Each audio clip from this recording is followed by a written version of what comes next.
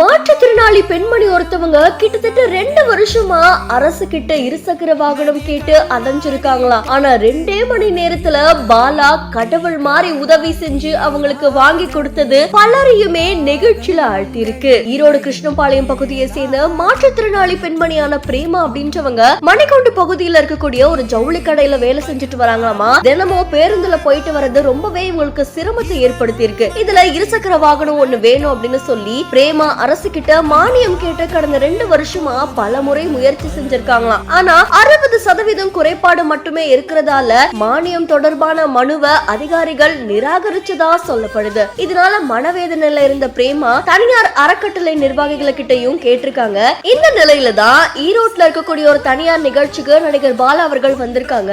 அங்க அவங்கள சந்திச்ச தனியார் அறக்கட்டளை நிர்வாகிகள் இந்த மாற்றுத்திறனாளி பெண்மணி பத்தி சொல்லிருக்காங்க, கோரிக்கை வச்சிருக்காங்க. இதை கேட்டு உடனடியா பாலா அவர்கள் அந்த கோரிக்கையை நிறைவேற்றுற விதமா இருசக்கர வாகனத்தை வாங்குறதுக்கான பணத்தை கொடுத்து உதவி செஞ்சிருக்காங்க. இதுல 2 மணி நேரத்துல அந்த இருசக்கர வாகனமும் வாங்கப்பட்டிருக்கு. அதுக்கப்புறமா நடிகர் பாலா என்ன பண்ணிருக்காரு அப்படின்னா, அந்த மாற்றுத்திறனாளி பெண்மணியான பிரேமா அவங்க வீட்டுக்கே போய் சர்ப்ரைஸா நான் பாலா வந்திருக்கேன், இந்தாங்க வண்டி அப்படின்னு சொல்லி கொடுத்திருக்காங்க. இத பார்த்த உடனே அந்த பெண்மணிக்கு கண்ணீர் வந்ததோட திகச்சு போய் நின்னு இருக்காங்க. மகிழ்ச்சியில பாலாக்கு நன்றியும் தெரிவிச்சிருக்காங்க.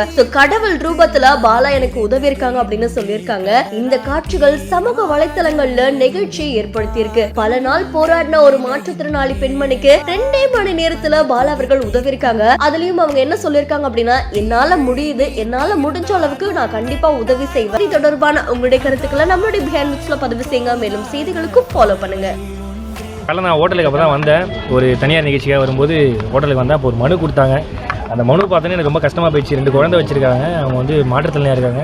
ஸ்கூலுக்கு கூட்டு போகிறது கூட யாரோட தயவு வாங்க வேண்டியதாக இருக்குது. ரொம்ப கஷ்டமாக இருக்குது. எங்களையும் பர்சனல் ஆளையை பார்த்துக்க முடியாந்தாங்க. நான் உடனே என்ன பண்ணேன், சரி ஓகே மனு கொடுங்கன்னு. ரொம்ப கஷ்டமாயிடுச்சு. காலில் கூட ஆப்ரேஷன் பண்ணிக்கன்னு காமிச்சாங்க. அது எனக்கு பார்த்தோன்னே ரொம்ப கஷ்டமாயிடுச்சு.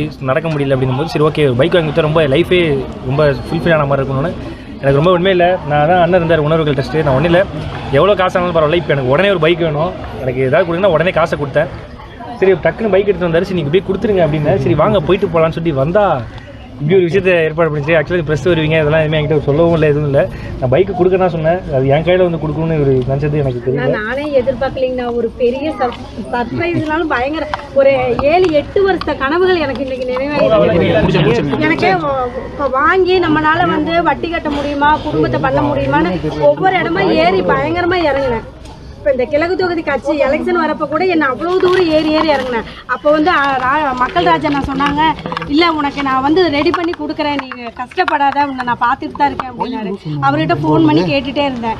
அப்போ திடீர்னு காலையில் இந்த மாதிரி நேற்று ஃபோன் பண்ணுறப்ப சரி நாளைக்கு வராரு அண்ணன் வராரு, நீ வா பார்க்கலாம் அப்படின்னாரு.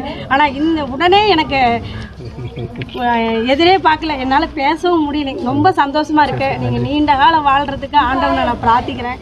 எங்கள் மாற்றுத்திறனாளி எல்லாத்துக்கும் நீங்கள் உதவணும்னு நான் ரொம்ப ரெக்வஸ்ட் பண்ணி கேட்டுக்கிறேன். என்ன மாதிரி ஒவ்வொருத்தருக்கும் சந்தோஷப்பட வைக்கிற உணர்வு இருக்குதே, அது பயங்கரமான உணர்வு. அது வந்து மக்கள் ராஜன் உணர்வுனால மட்டும்தான் முடியும். நான் அடித்து சொல்கிறேன்.